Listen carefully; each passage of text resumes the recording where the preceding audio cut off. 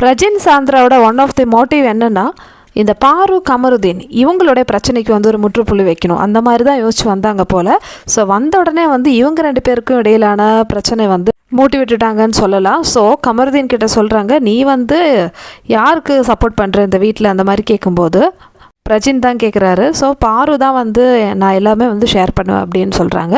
ஓ அப்படியா, அப்படின்னா சூப்பர், நீ வந்து உன்னோட விளையாட்டை மாற்ற வேண்டிய டைம் ஆகிடுச்சு, அந்த மாதிரி வந்து பிரஜினும் சாந்திராவும் சொல்கிறாங்க. ஸோ அதுக்கப்புறமேட்டு தான் வந்து கமருதீனுக்கு தெரியுது பார்வதி வந்து பின்னாடி பேசியிருக்காங்க கமருவை பற்றி. அதுவும் திவாகர் கிட்ட பேசியிருக்காங்க. அது வந்து கமருதீனுக்கு ஒத்துக்கவே முடியல. அது எப்படி நீ நம்மளை பற்றி அந்த ஆளுக்கிட்ட போய் பேசுவ? நம்ம எபிசோட்லேயே பார்த்துட்டு இந்த சண்டையை, ஆனால் லைவில் இது பெருசாக போயிடுச்சு. ஸோ லைவில் இருந்தே வந்து கொஞ்சம் சீன்ஸ்லாம் வந்து அவங்க காமிக்கலை. திருப்பி இந்த பிரச்சனை வந்து பெருசாக்க வேணாம்னு நினச்சிருக்கலாம் விஜய் டிவி.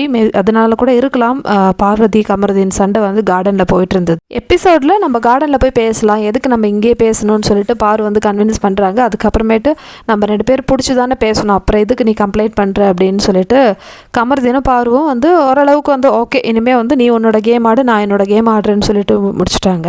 நம்ம நினச்சோம் இது முடியும்னு சொல்லிட்டு, ஆனால் முடியலை. திருப்பியும் வந்து பிரச்சனை வந்து பெருசாகுது. சாந்திரா வந்து சொல்கிறாங்க, அது என்ன பாரு நீ வந்து பேட் டச்சுன்னு சொல்லுவ, கம்ப்ளைண்ட் பண்ணுவ, திருப்பியும் வந்து கமருதீன் கூட பேசிகிட்டு இருக்க, இது என்ன லாஜிக்குன்னே புரியலை, அதனால தான் நாங்கள் சொல்கிறோன்னு சொன்ன உடனே கமருதீனுக்கு செம்ம கோவம் வந்துடுச்சு. அது எப்படி நீ சொல்ல நான் வந்து உன்னை பேட் டச் பண்ணேன், இந்த மாதிரி கைப்பிடிச்சி தப்பா அப்படின்னு சொல்லிட்டு கமருதீன் வந்து எக்ஸ்பிளைன் பண்ணுறாங்க. அதுக்கு வந்து பாரு என்ன தெரியுமா கேட்குறாங்க, அது நான் தான் முடிவு பண்ணேன் அது குட் டச்சா பேட் டச்சான்னு சொல்லிட்டு.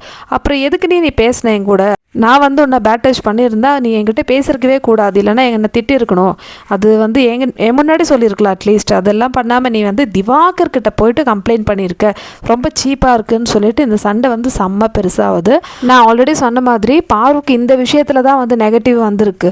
ஸோ பாரு வந்து ஏன் இப்படி பண்ணாங்கன்னு தெரியல. உங்களுக்கு பேட் டச்சுன்னு ஃபீல் ஆகிடுச்சுன்னா கண்டிப்பாக கமருதீன் கிட்ட பேசியிருக்கக்கூடாது, இல்லை முன்னாடியே சொல்லியிருக்கலாம், நீ வந்து அப்படி பண்ணியிருந்த எனக்கு வந்து பிடிக்கல, அப்படி கம்ஃபர்டபுளாக இல்லைன்னு சொல்லியிருக்கலாம். அதெல்லாம் பண்ணாமல் இந்த அம்மா வந்து திருப்பி வந்து கமருதீன் கிட்ட நார்மலாக பேசுகிறாங்க. இது எந்த விதத்தில் நியாயம்? பாரு என்னதான் கேம் ஆடினாலும் இந்த ஒரு விஷயத்தில் வந்து பாரு மாட்டிக்கிட்டாங்க. ஸோ இதனாலே வந்து பாருக்கு நிறைய ஹேட்டர்ஸ் இருக்காங்க. இன்னொரு இடத்துல பார்த்தீங்கன்னா திவ்யா அண்டு எஃப்ஜே இவங்க 2 பேருங்கிட்ட பர்சனலாக பேசிகிட்டு இருக்காங்க. என்னென்னா, நீ வந்து உனக்கு பாரு வந்து பேசுகிறது உனக்கு மட்டும் கம்ஃபர்டபுளாக இல்லைன்னா நீ வந்து பாருக்கிட்ட டேரெக்டாகவே சொல்ல வேண்டியது தானே. அதுக்கு வந்து எஃப்ஜே சொல்கிறாங்க, எனக்கு மட்டும் இல்லை, இந்த வீட்டில் வந்து மேக்ஸிமம் மெம்பர்ஸ்க்கு வந்து பாரு வந்து பேசினாலே வந்து செம்ம கோவம் வருது. பாருவோட கேம் தான் சண்டை, அது எனக்கு புரியுது.